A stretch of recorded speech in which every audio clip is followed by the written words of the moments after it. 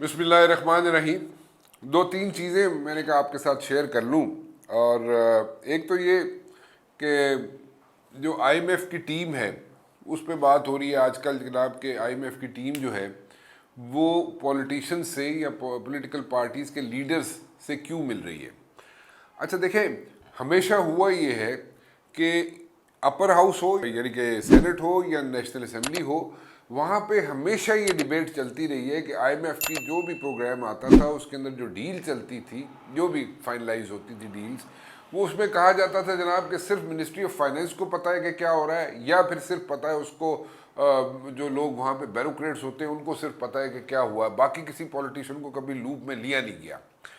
اچھا، this is the first time that I am F is taking a initiative جو کہ ہماری demand تھی. اٹ واز آر ڈیمانڈ، ٹھیک ہے، it was the demand of the politicians کہ جناب پولیٹیشینز کو لوپ میں لیا جائے. So the I am F has done a good job by talking to all the politicians اور ان کو لوپ میں لے کے ان کو بتا رہے ہیں جناب کہ this is how we are going to like extend our programme, right. Let me put it this way. So lending agency ہے آئی ایم ایف، ٹھیک ہے، اور سب کو پتا ہے کہ لینڈنگ ایجنسی جب پیسے دیتی ہے تو لینڈنگ ایجنسی کوشش کرتی ہے کہ اس کا پیسہ جو ہے وہ سیکیور رہے اور اس کو وہ پیسہ ملے واپس. سو ہر ایک کا ہوتا ہے اس طرح، جیسے آپ چھوٹے لیول پہ بھی دیکھ لیں، اگر کوئی بندہ کسی کو قرض دیتا ہے تو وہ کوشش کرتا ہے کہ جناب جس کو قرض دے رہا ہے اس کو وہاں سے پیسہ واپس مل جائے. اور آپ کی اپنی ڈیمانڈ تھی کہ پولیٹیشینز کو لوپ میں نہیں لیا جاتا، اور اس بار اگر I M F is doing this thing کہ وہ لوپ میں لے رہی ہے سب کو پولیٹیشینز کو، I personally think there is nothing wrong with it. اچھا، یہ جو بات کی جاتی ہے جناب کہ خود مختاری پہ کوشچن مارک آ گیا ہے دس اینڈ دیٹ، بھائی خود مختاری پہ اگر کوشچن مارک آ رہا ہے تو آپ اپنے آپ کو پہلے اکنامکلی اسٹرانگ کریں نا. اگر آپ اکنامکلی اسٹرانگ ہوں گے تو آپ کو کسی کی بات نہیں سننی پڑے گی، نہ کسی سے آپ کو رائے لینی پڑے گی یا کسی کی ڈیمانڈز پوری کرنی پڑیں گی. آپ اکنامکلی اسٹرانگ ہو تو آپ کو کوئی بھی نہیں پوچھ سکتا. ساری دنیا آپ کی عزت کرے گی، ساری دنیا آپ کو جناب سیریسلی لے گی.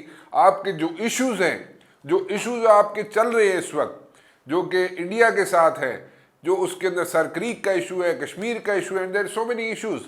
اگر آپ اکنامکلی اپنے آپ کو اسٹرانگ کر لیں گے تو ساری دنیا آپ کے یہ جو ایشوز ہے خود سارٹ آؤٹ کرانے کے لیے پہنچ جائے گی. So you need to understand کہ آپ نے پہلے، یعنی کہ ہم نے پہلے، پاکستان نے پہلے اپنے آپ کو اکنامکلی اسٹرانگ کرنا ہے. اور اگر اکنامکلی اسٹرانگ نہیں ہوں گے ہم لوگ تو ہمیں تو سب لوگوں کی باتیں سننی پڑیں گی، اور ہماری بات کو، یعنی ہمارے جو ایشوز ہیں، کور ایشوز جو ہیں ود دا نیبرنگ کنٹری، اس کو بھی لوگ سیریسلی نہیں لیں گے. ہم اکنامکلی اسٹرانگ آج ہو جائیں، آج ہمیں کوئی نہیں پوچھ سکتا جناب، اور ساری دنیا ہمارے پیچھے چلے گی اور ساری دنیا ہمیں کہے گی جناب کہ آپ بتائیں ہم کیا کریں آپ کے لیے. سو دس از ہاؤ اٹ ورکس. اس میں کوئی راکٹ سائنس ہے نہیں ہے. سو آئی پرسنلی تھنک کہ آئی ایم ایف نے جو انیشیٹو لیا ہے، جو لیڈرز کو مل رہے ہیں، پولیٹیکل لیڈرز کو مل رہے ہیں اور اپنے کارڈز ان کے سامنے اوپن کر رہے ہیں، دیٹس اے گڈ انیشیٹو، ٹھیک ہے. اور اس کو ذرا تھوڑا سا پازیٹیو سائڈ پہ دیکھیں. آپ کوشش کریں، جو میں بار بار کہہ رہا ہوں، ہمیں کوشش کرنی چاہیے کہ ہم اپنے آپ کو اکنامکلی اسٹرانگ کریں. ہم اپنے آپ کو اکنامکلی اسٹرانگ کریں گے تو ہماری یہاں پہ دنیا میں عزت ہوگی اور ہمیں ساری دنیا جو ہے وہ سیریسلی لے گی. سیکنڈلی، ایک اور بات کی جا رہی ہے جناب کہ دبئی میں مذاکرات ہوئے. دبئی میں آصف زرداری صاحب کے مذاکرات ہوئے نواز شریف صاحب کے ساتھ، اور وہاں پہ مولانا فضل الرحمان کو لوپ میں نہیں لیا گیا. اچھا، بات یہ ہے کہ دیکھیں، پہلی بات تو یہ ہے کہ اگر مذاکرات جو ہیں یہ یہاں پہ ہو جاتے پاکستان کے اندر تو کوئی مذائقہ نہیں تھا، ٹھیک ہے، ہونے تو ایسے ہی چاہیے. لیکن دین اگین ہماری ہسٹری رہی ہے کہ ہمارے جب بھی کوئی ایسے کوئی کرائسس آیا، پولیٹیکل کرائسس آیا ہے ہمارا، تو ہمارے مذاکرات جو ہیں وہ ہوتے ہیں یا تو لندن میں ہوتے ہیں تو یا پھر کسی اور ملک میں ہوتے ہیں. So this time it was Emirates, وہاں پہ ہوئے. وہاں پہ تو جو بندہ اندر جاتا ہے اس کو بھی پوچھا جاتا ہے، اس کا بتایا جاتا ہے تو پھر وہ اندر جاتا ہے. وہاں پہ ریزیڈنٹس جو ہیں وہ بتاتے ہیں کہ اندر آ جائے تو پھر جاتا ہے، ادروائز تو کوئی آ جا نہیں سکتا وہاں پہ. سو وہ وہاں پہ یہ بھی تو حساب نہیں ہے کہ پاکستان کی طرح कि DSNG भाग रही है, रिपोर्टर्स भाग रहे हैं और जाके घर के बाहर खड़े हो जाएंगे और हर चीज़ जनाब वहाँ पे डिस्क्लोज हो जाएगी, वो भी नहीं है ऐसे। मौलाना का गिला तो अपनी जगह, मौलाना क्यों गिला कर रहे हैं मुझे नहीं समझ आ रही। मौलाना साहब गिला इसलिए शायद कर रहे हैं कि वहाँ पे बात हुई कि प्रेसिडेंट कौन बनेगा तो प्राइम मिनिस्टर कौन बनेगा, अगर इतनी सीटें आ गई नून लीग की तो वो प्राइम मिनिस्टर बन जाएगा, तो प्राइम मिनिस्टर बनेगा तो कौन प्राइम मिनिस्टर होगा, मियां नवाज शरीफ साहब होंगे।